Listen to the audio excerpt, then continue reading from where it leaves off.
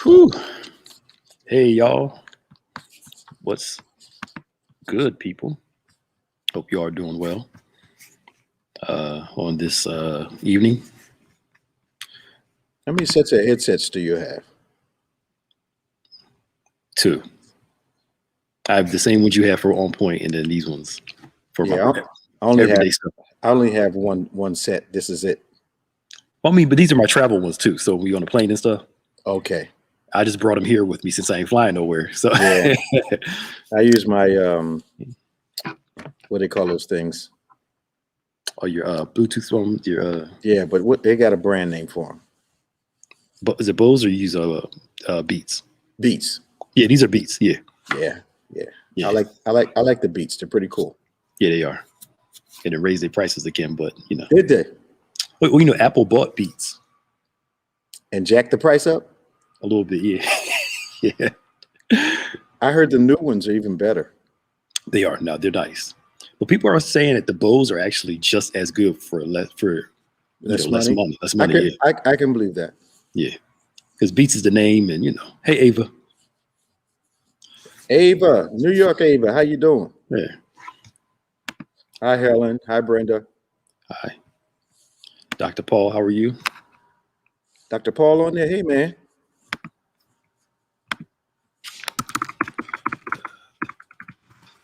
Y'all please share if you can. Get your questions in. Yeah. We will answer them. Try our best and They get it didn't in. they didn't watch it yet. What are they gonna ask about? Well, I mean, usually the beginning part is just regular questions, and Okay. you know, they give us I some knew good that. topics. I just wanted to hear what you had to say. That's all. Nah, I'm good. I hear you. Jody Ann, how are you? Hi Nicola. How are you? Kiana. Yeah. Keefe. Yeah. Got Keefe on there tonight. Hey, Maribel. Maribel. I know two Maribels. Yeah, we have two. We have two. Yeah. No, I know two out of here. Yeah, two out here. Yep. Maribel and a man named Newstel Maribel. Okay. So when I saw Maribel's name, I was like, I wonder if Newstel is related. Robin Johnson, how you doing? What's this? Every picture I see of Robin, now there's a man in the picture. What is that? Our brother. That's her brother? I don't know now. We asked a lot of questions about men lately, so Yeah, looking kind of cozy, asking a lot of questions. Yeah. yeah. All right. Hey, Donna. Ava crazy. She thought we were bringing her dinner from the Harvest menu. All right. Next time you come to Jersey, go grab some. Yeah, so by the time we got to Albany or up north New York, that thing would have been petrified. Mm-hmm. Lakeisha, how you doing? Hey, Lakeisha. Patricia. Yeah, we got Ava, Ada, and Avi. Yeah, we got all the Amy, A's gone. Yeah. All the A's gone. Oh, that's President Biden. Okay. In the picture. Okay. Cool. I fried. Yeah, the Delaware connection. Yeah. In whose picture? In Robin's picture. That wasn't President Biden the whole time. Oh, she stopped playing. Hey, Candy. Candy Gripper has joined us. Praise the Lord. Look at her being faithful. Praise the Lord. I know. Hey, Candy. Darcel, yes. Yeah, Darcel Gripper. Yeah. I know. So today, your topic is on choices that men make. Oh, wow. Yeah. Yeah. We have the ability to create who we want to be, Mm-hmm. and our minds are clay. Yeah. I don't know if this is anything. Let me throw this out here to you. What life seems to harden us. Okay. If it can, let's put it that way. Let's preface it. Life can harden us if we allow it. If we allow it. Yep. If we allow it. Mm-hmm. How do we keep our minds from being hardened and still being pliable like clay? I think just like most people, just like women, but men, I think, are more prone to um,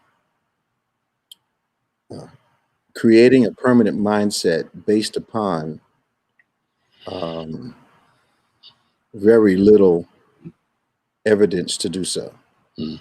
Whereas I found in counseling, women will react to something, but not all of them, but a lot of them, you can have a conversation with them and they will alter the way they thought about it. Mm. I think sometimes a man's stubbornness gets in the way of him altering an immediate impression that he had. Mm. And that can be detrimental because people make mistakes Mm-hmm. and do things they shouldn't do.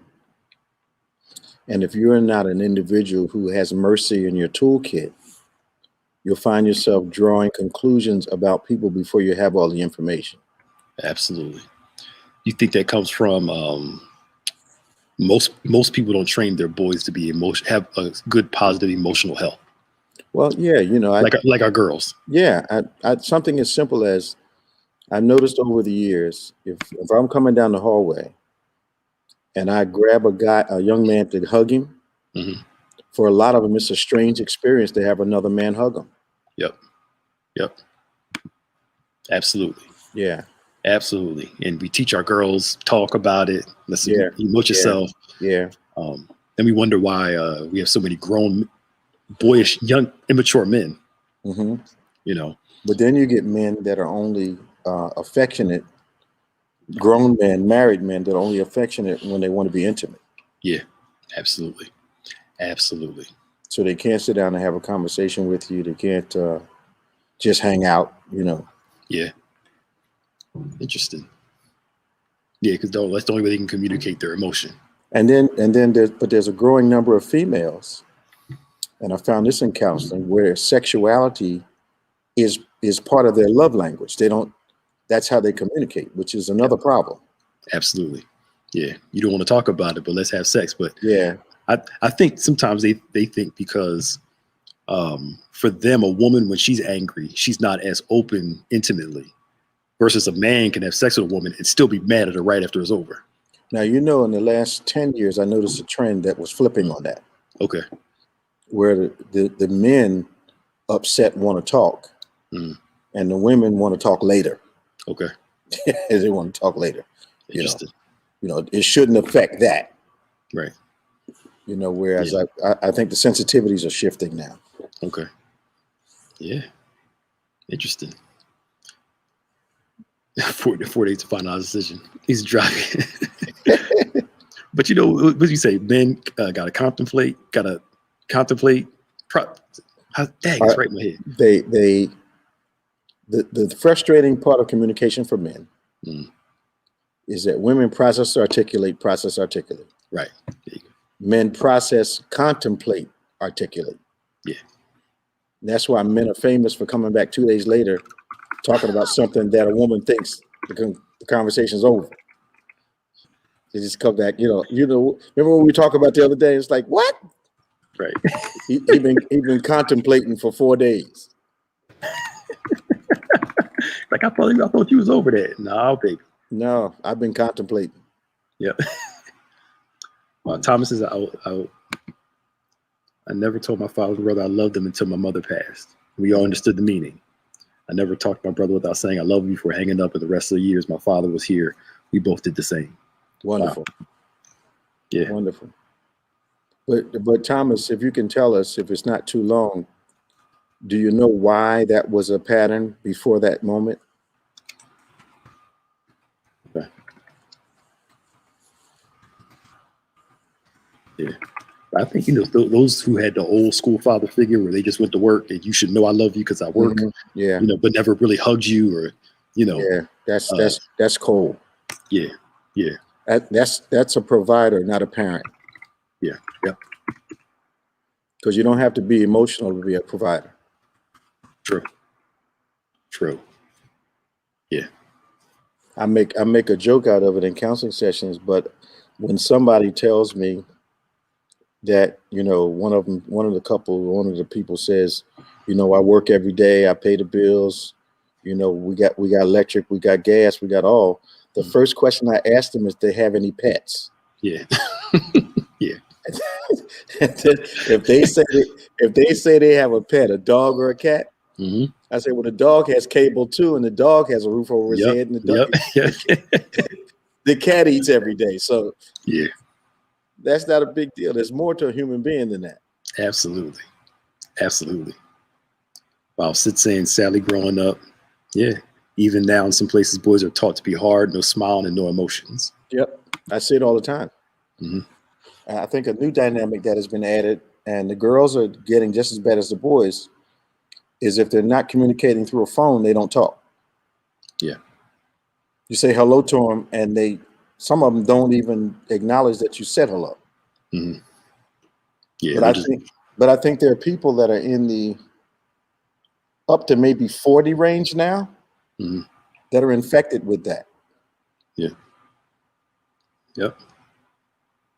Yep. Wow, something. It seems like we get better, but we digress emotionally, and technology and all this stuff. And before, when you had one TV in the house, you actually had to sit together and have dinner. Yeah. There was something to that emotional bond compared to. Oh yeah. And people that know better insist that that hour still be communal, congregational, and a gathering. They insist on it. Yep, absolutely. Thomas said, it was just the way my father was brought up, but everything changed real fast once my mother passed. We all knew we loved each other, but we just did not show it then. The Huggins this way, and everybody knew in my neighborhood. Yeah. Wow. Okay. Yeah. Thanks for that openness, man. Yeah. I agree. Technology is messing us up. Yep. Absolutely. Yeah. Absolutely. Like I knew my grandfather loved me. He wasn't the most emotionally open person. Okay. But he was soft because he would teach you a lot. He was very patient. Yeah. Very calm. But the older he got, the softer he got. Grandchildren do that to you. Yeah, man. And we in our 30s and he's sitting there calling and but that's my mom and they were like, who is this guy? Because when we were younger, my dad's stuff, he was not like that. But like you said, grandkids will soften, I was at an event and the leader of the organization was up giving his remarks.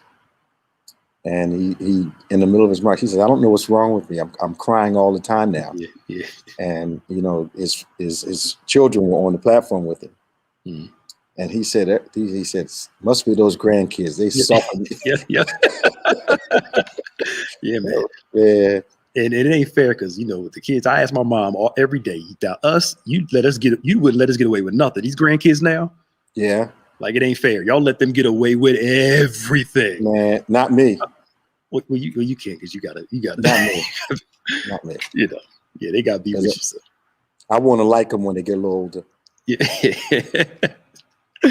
Shoot, my mom. Lisa says she wrote a book of testimonies. Good. Hi, Lisa. Wonderful. Congratulations. Okay.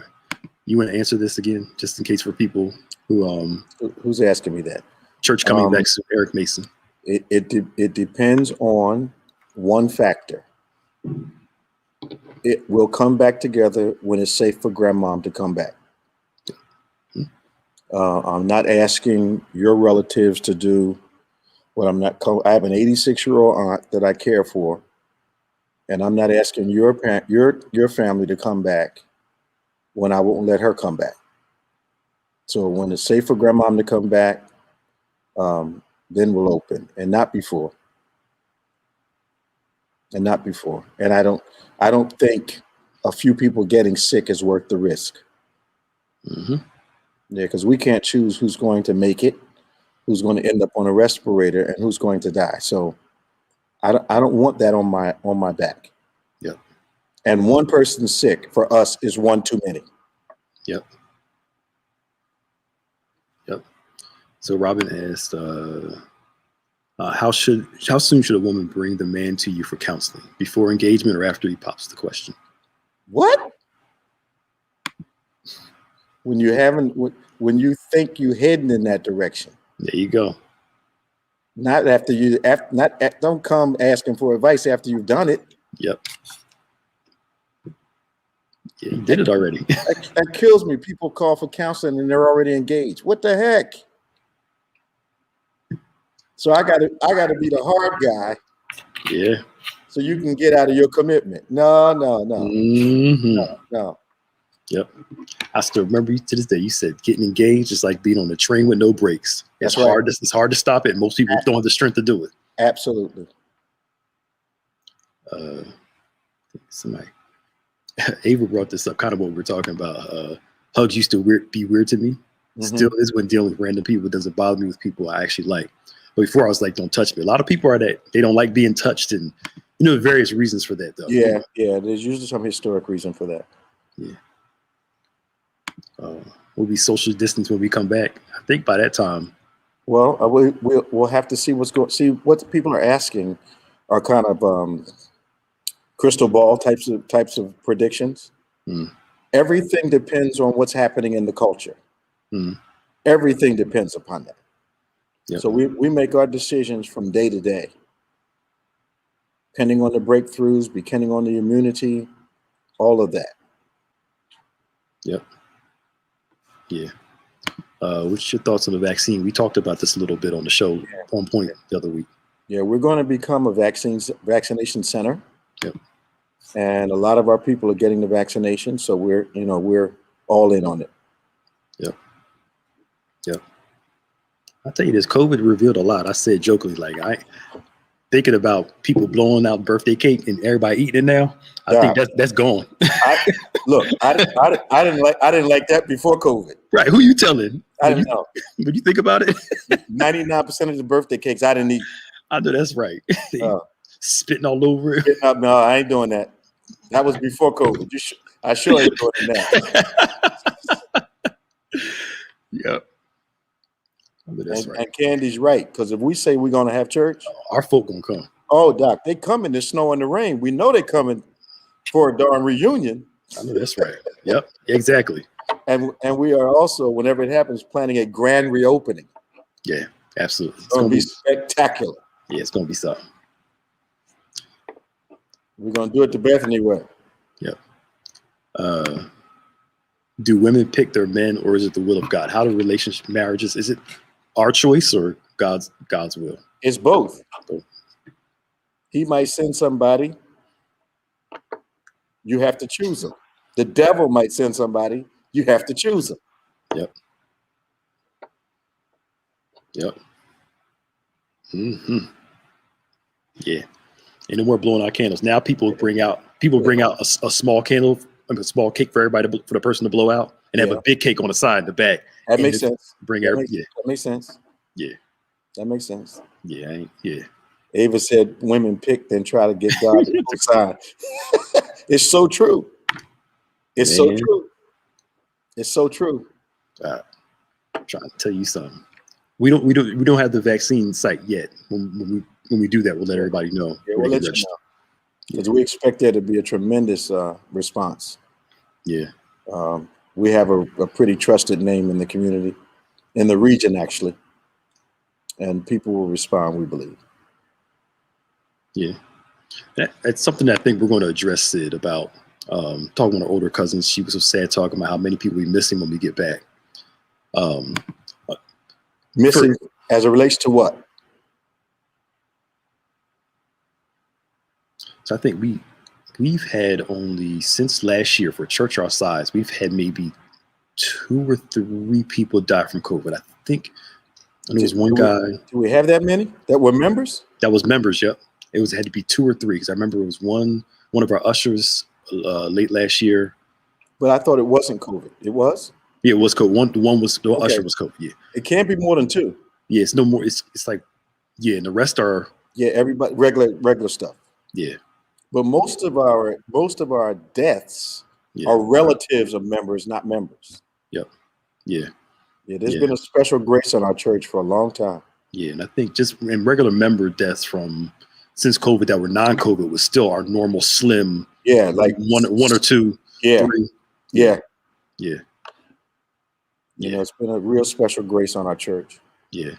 But I think that's why I love how President Biden started doing those memorials for the COVID patients. Mm-hmm. And I think when we get back, it might be good to even do like a special something, because people are feeling the effects for their family members may have passed away. And, what I've been doing? I've been when they call, mm-hmm. first thing I ask them is, were they in church in January and February? Mm-hmm. And if they say they were, I say, well, you had to have heard My Heart Will Beat Again. Yeah. And when they act like they don't know what that is, you couldn't have been in church, because I preached it 4 weeks. But when you get older, your filter go down. So That's true. It's true. I recommend that they get the 4-week series on grief. Yeah. And not be afraid to listen to it, because we got some national attention from that thing. Good. Yeah.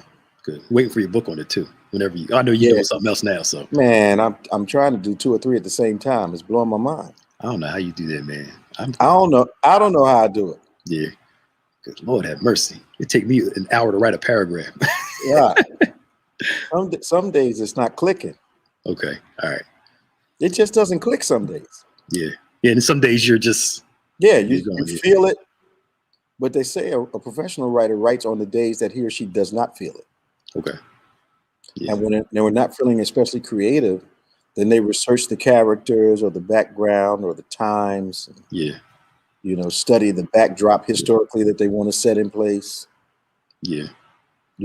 So it all kind of comes together finally. Yeah, and that not that I want to suggest anything for your own book, but you being a historian, mm-hmm.